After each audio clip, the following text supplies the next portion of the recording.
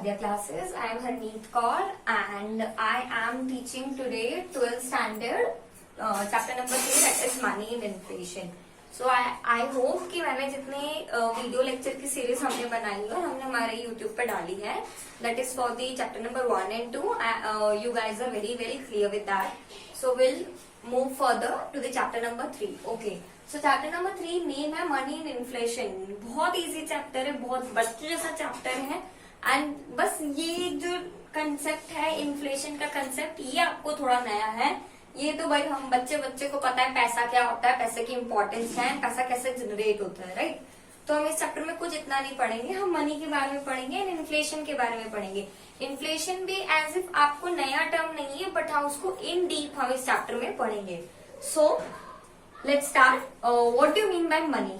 Money का मतलब क्या होता है हम सबको पता है. मनी मतलब पैसा, रोकड़ा, cash, right. Now money can be in the form of money cash at bank और कैश इन हैंड, राइट. पर मनी आया कैसे, उसको हमने लीगल टेंडर कैसे माना, मनी के फंक्शंस क्या है, मनी की इंपॉर्टेंस क्या है, ये सब हम इस चैप्टर में पढ़ेंगे.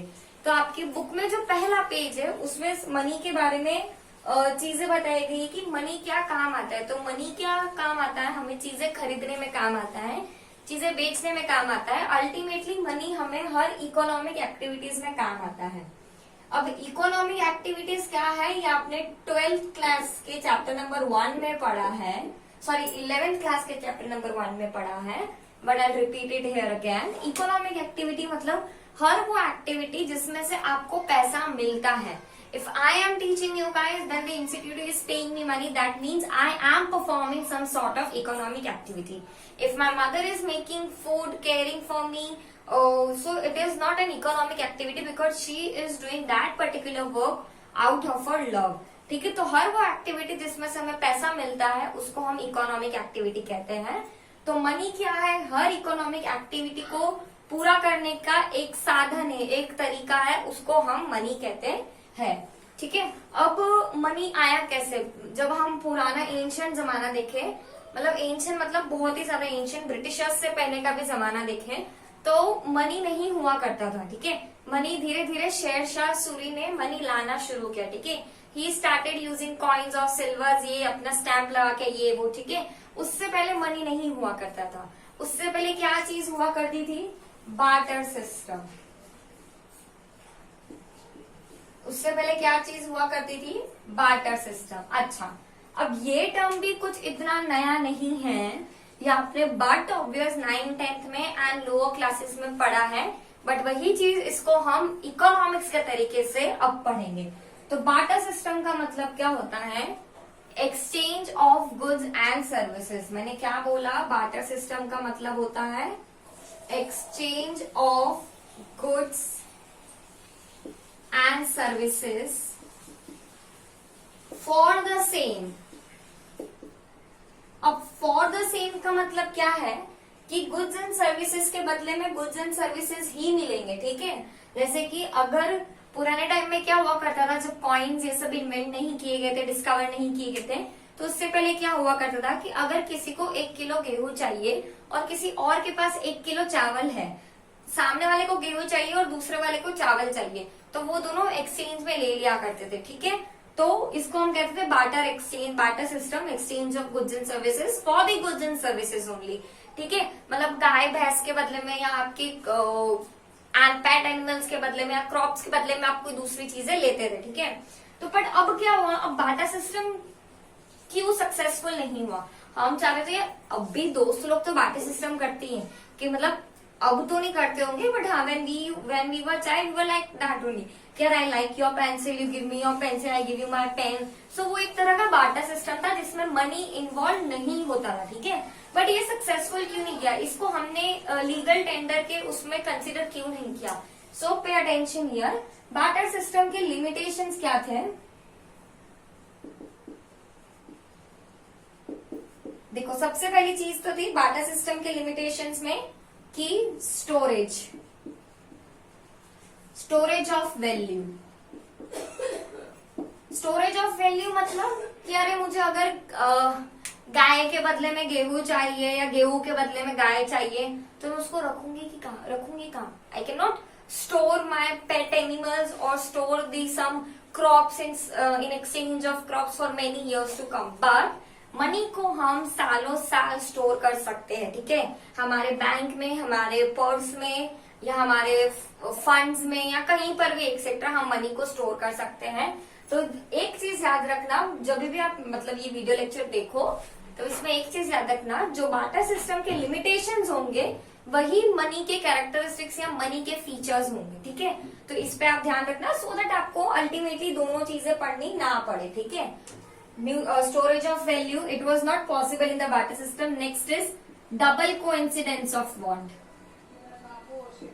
Double coincidence of bonds, double coincidence को म्यूचुअल अग्रीमेंट भी कहा जाता है। डबल कोइंसिडेंस, अच्छा कोइंसिडेंस मतलब हादसा या कोई भी इंसिडेंट होना जो कि दो लोगों के साथ एक जैसा हो गया है, और वांट मतलब हमें जो चाहिए, तो डबल कोइंसिडेंस ऑफ वांट यहाँ पे जरूरी होता है। अच्छा, अब जरूरी होता है का इसका क्या मतलब है, और एक तरह का लिमिटेशन भी, मतलब कि जरूरी नहीं है कि मुझे चावल चाहिए तो मेरे पास जो गेहूं है वो सामने वाले को चाहिए ही चाहिए, है ना। हो सकता है कि उसको गेहूं की जरूरत नहीं हो, है ना। तो अल्टीमेटली मुझे तर बहर ढूंढना पड़ता था कि मेरी चीज किसको जरूरत है और कौन से इंसान के पास मेरी जरूरत की चीज है। जब दो इंसान के पास एक दूसरे की जरूरत की चीजें होती है तभी बार्टर सिस्टम पॉसिबल हो पाता था, जबकि मनी में ऐसा नहीं है।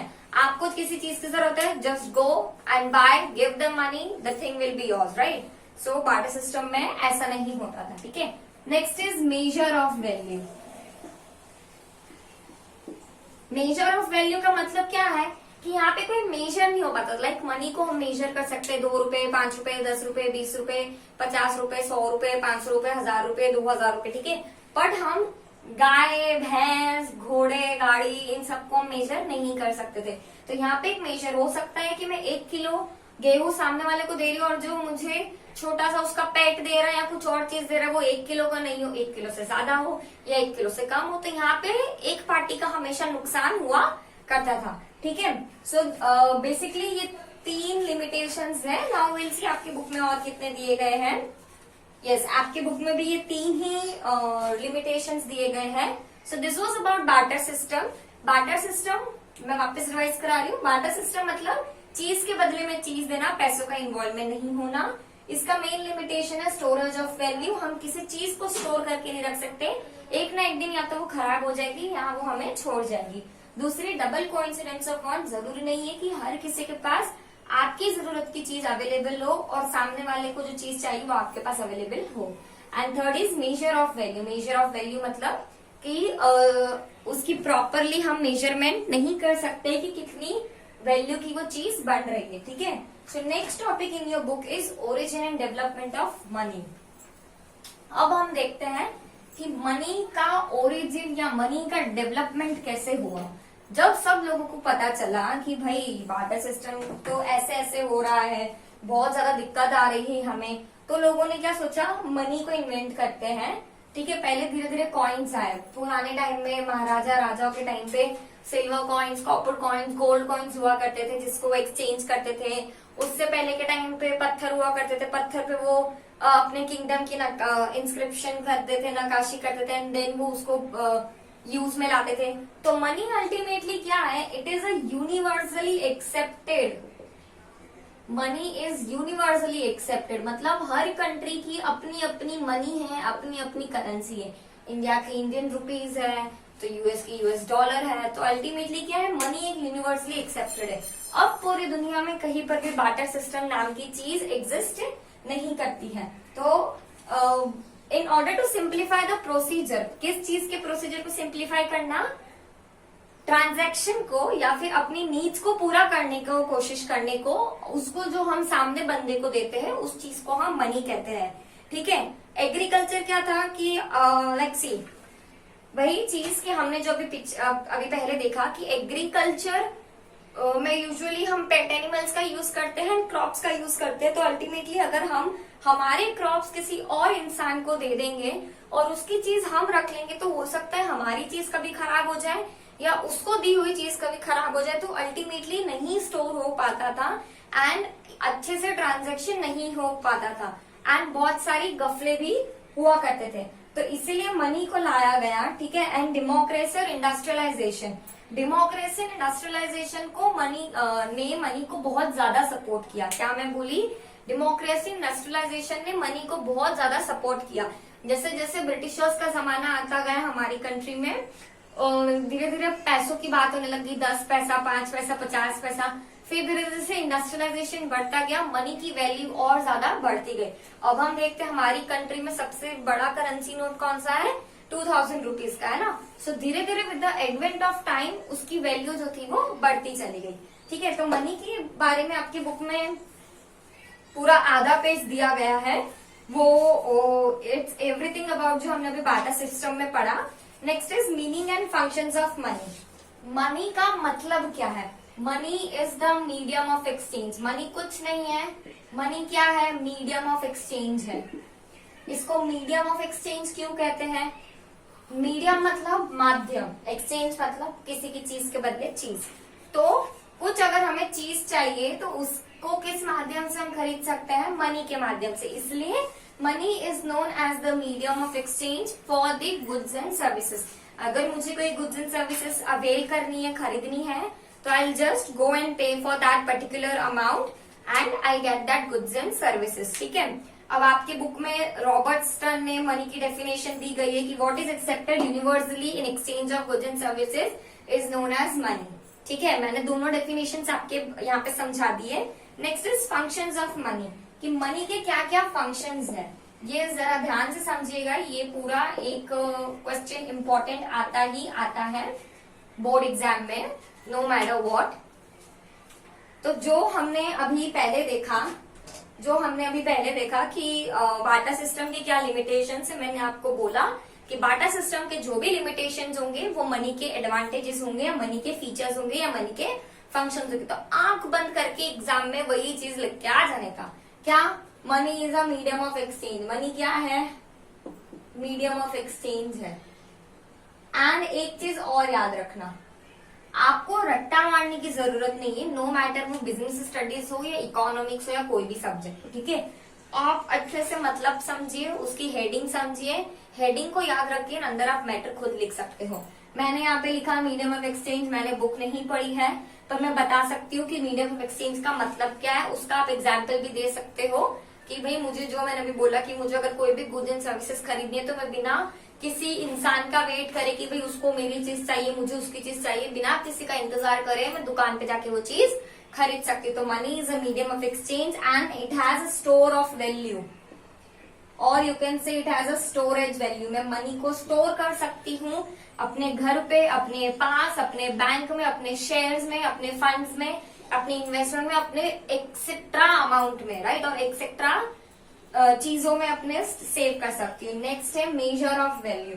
मनी को मैं मेजर कर सकती हूँ कि 5 रुपए, 10 रुपए, 200, 500, 600, 1000, कितने भी, मैं उसको मेजर भी कर सकती हूँ, ठीक है। So this was about the money. Money के उसके 3 लिमिटेशंस थे, तो इसके 3 फंक्शंस हैं, राइट।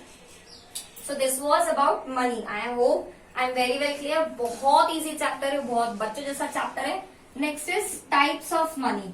अब आप सोच रहे हो कि भाई मनी के भी टाइप्स होते हैं, हद हो गए, मनी के भी टाइप्स होते हैं, ये तो हमने पहली बार सुना है ना। पर यस, मनी के भी टाइप्स होते हैं। पहला होता है कमोडिटी मनी। मैं पहले लिख देती हूँ फिर आपको समझाती हूँ कि इसका मतलब क्या है। कमोडिटी मनी, प्लास्टिक मनी,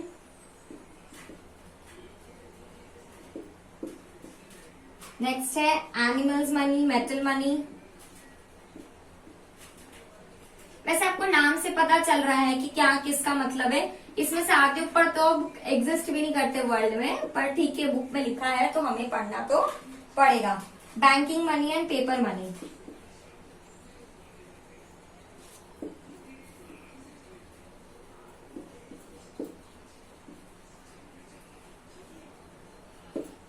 छह तरह के मनी आपके बुक में दिए गए हैं। सबसे पहला है कमोडिटी मनी। कमोडिटी मनी मतलब जो मैं चीज के लिए खर्च कर रही हूँ। नेक्स्ट इज प्लास्टिक मनी, इसको आप अपना एटीएम बोल सकते हो, ठीक है, जो एटीएम मेरा कार्ड होता है that is a debit card also. तो जो मेरा डेबिट कार्ड होता है वो मेरा प्लास्टिक मनी होता है, ठीक है।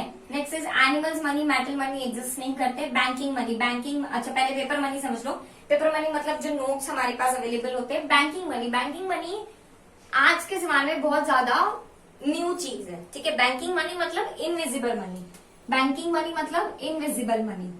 तो अगर आप लोग एड्स देखते हो टीवी में या इंटरनेट पे कहीं पर भी, तो आजकल बहुत आता है बाइनेंस कॉइन्स, क्रिप्टो करेंसी। तो क्रिप्टो करेंसी क्या चीज है? वो एक इनविजिबल मनी, आप अपना पैसा डालो एंड वो इनविजिबली रोल होता जाएगा, ठीक है। तो कमोडिटी मनी, प्लास्टिक मनी यानी डेबिट और क्रेडिट कार्ड, बैंकिंग मनी यानी इनविजिबल मनी यानी कि crypto currency, and paper money यानी कि हमारे अपने notes. So this was all about the money. Your chapter has two parts, money and inflation. And in this first video, we are done with the money. We have learned what is barter system, what are the limitations of barter system, what is money, what are the functions of money, how it has been developed, how it has been evaluated, and types of money. Money जो है वो हमारी country का legal tender है, universally accepted है, मतलब आप दुनिया के किसी भी कोने में चले जाओगे उस कंट्री की करेंसी वहां का लीगल टेंडर होगी, मतलब कोई भी इंसान उसको लेने या देने से मना नहीं कर सकता है, ठीक है। I hope I am very clear with this video and keep reading it, and if you guys have any doubt do let me know. Thank you.